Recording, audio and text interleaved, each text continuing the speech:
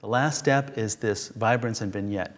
As I mentioned, vibrance is, well, again, it's tough when you have, this much blue, but it's not doing me any favors in here. And in this case, as Bryn said, there's really, very limited benefit to adding when you have this much. But you'll notice that actually saturation is much less destructive to this file than vibrance.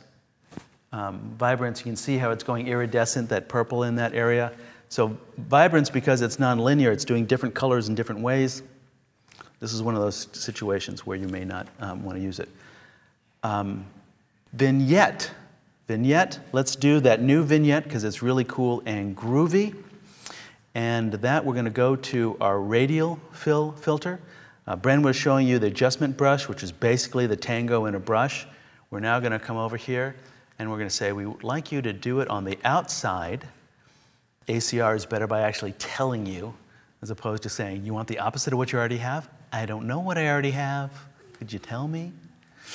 Anyway, so I'm going to go outside and I want to darken it a little bit, so I may take that exposure down.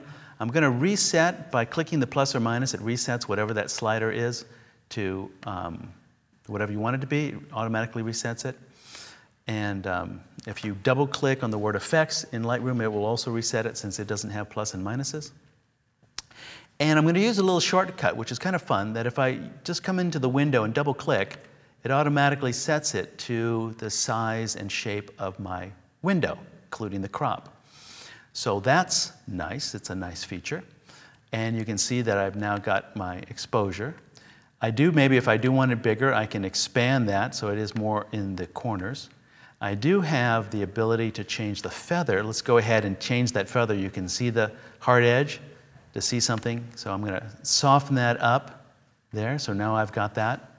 And the last thing that I'm going to do, so I'm going to do kind of a, that same my preview. And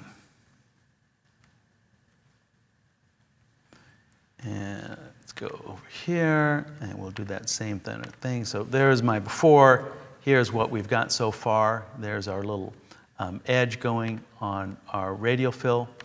The other thing that I may do is add this sharpness. Like I said, if you're getting that background is getting a little noisy, you can actually come up here and add a little bit of fuzz to the image. And you can also take down your noise reduction. In other words, you can actually increase noise reduction or actually would be adding some sharpness. So I can do a little bit more noise reduction here, but I can take this sharpness down.